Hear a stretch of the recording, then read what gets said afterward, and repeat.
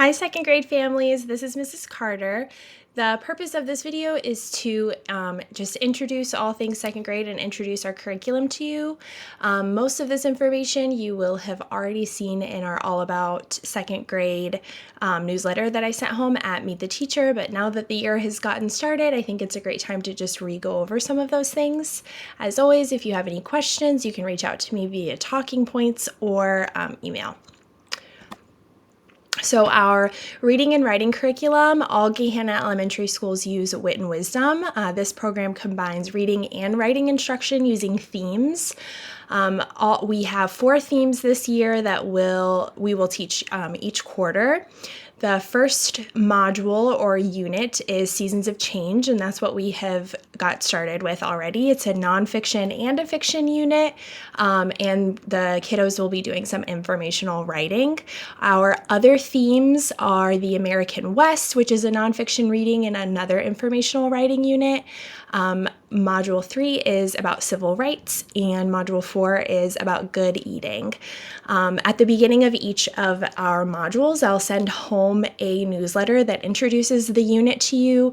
It'll show the books that we're reading, some questions that you can ask your students to engage them about what they were learning and what they're currently learning. That newsletter and that letter is a really great resource for you to engage with what we're doing here at school.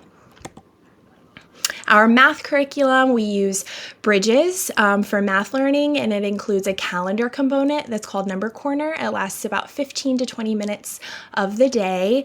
The big topics in math that your second grader will learn are addition and subtraction, fluency within 20, and strategies for within 100. Place value understanding, measurement and data, geometry, lots of word problems and reasoning, and repeated addition and relating that to multiplication. Knowing their math facts is going to be really important, so making sure that you have some daily practice at home would be a great way to support your student at school. We do get some practice at school, but just having that additional practice at home is a really great way to support their math learning. And again, same with reading and writing. I will send home a newsletter that introduces the unit to you, so it'll tell you our big topics and strategies that you can be working on with them at home. For word study and phonics, we use Fundations. We also do Heggerty, which is like a 10-minute warm-up to Fundations. Fundations covers all of the 5 areas of reading instruction, so phonemic awareness, phonics, fluency, vocabulary, and comprehension. Each of the units last between 1 and 3 weeks. Most of the time, they're usually about 2 or 3 weeks, and there will be tests at the end of those units, and it's based on spelling rules and patterns that we've been practicing in class, so I won't be sending home a list of spelling words, but there will be a weekly practice component that the kiddos can work on at home, and I'll talk more about that in another slide. For science and social studies, our big science strands are earth and space science, life science, and physical science. And for social studies, we dig into history, U.S. history, economics, geography, and government. Here is our daily schedule. You do have this in print in the All About Second Grade newsletter that I sent home earlier in the year, but here it is again. You'll see that our morning is quite long, so having the students bring a snack. We do have a snack time every day around 9:25, and during win time, I typically allow the students to have something at their desk if that earlier morning snack just wasn't enough. So sending a snack would be really helpful to kind of keep your kiddo fueled for the day ahead. Our related arts schedule is as follows. On A days, we have art. B days, we have music. On C days, we have library. And D days, we have PE. So making sure on C days, you remind your kiddos to bring their library books if they're not already in their backpack. And on D days, coming to school in some comfortable shoes to be ready for PE. Homework. So we will be doing daily reading and fact fluency at school, but also working on those things at home would be super helpful for your second grader to grow and learn. We do recommend about 20 minutes of daily reading time at home, and that can be you reading to your kiddo practicing a book that they might be reading independently, or maybe you're doing some reading together each day. And then 10 minutes of fact fluency practice is recommended for kiddos 7 and up. Some weekly optional packets will be sent home. They include math, reading fluency, and some foundations and phonics work. These are all optional, but the kiddos can work on it at home as a great way to support their learning at school. They can also work on Lexia and Dreambox, and they can access both of those things through ClassLink. I think it works best on a tablet or a laptop or Chromebook if you have one at home. If you're not sure how to get your kiddo logged into ClassLink, just reach out and I can send you some directions.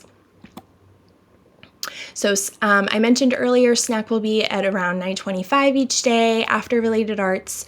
We are a peanut-free classroom, so please make sure that you check the ingredients of any snacks. Some good ideas are fruit, vegetables already, cut up for the kiddos if that's how they prefer, goldfish, pretzels, veggie straws, cheese stick.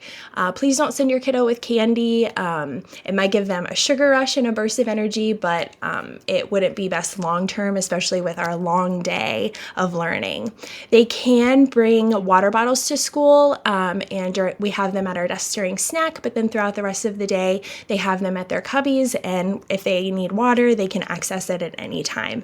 Please just make sure it's plain water only, no pop or juice, and those flavored water packets. If there's a spill, those things can be really sticky, and it's just a little bit more of a process to clean up, as you can imagine. For birthdays, we will always celebrate your kiddo's birthday on the day of their birthday, and if it falls on a weekend, we will celebrate it the Friday before. You can send your kiddo with non-edible treats if you would like. That's absolutely not required, but you can. Some ideas are like pencil stamp stickers, fidgets, little erasers. If you do want your kiddo to pass those out on their birthday, just make sure that you send enough for each student in the class. We have 25 students. And if your kiddo's birthday is in the summer, we will celebrate their half birthday. So for example, if your kiddo's birthday is on June 1st, we'll celebrate their birthday at school on December 1st. That would be their half birthday. Students receive a token to the book vending machine. So as a class, we go to the vending machine on their birthday after morning meeting, and we give them a drum roll while they select a book and cheer for them as we support their birthday book for their birthday. We will sing happy birthday if they would like. Of course, not everybody wants that attention, so we always ask and respect the boundary. And I think that's it for birthdays.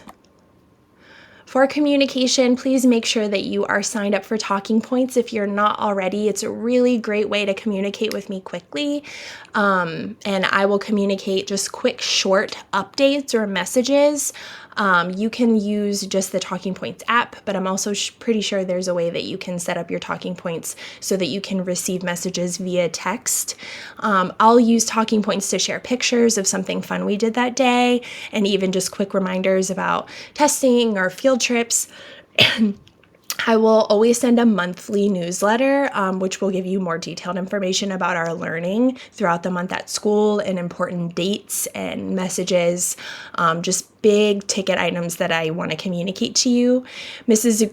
Groves sends a detailed weekly newsletter to families, so always please refer to those newsletters and email bulletins for more information, especially if you haven't heard from me yet.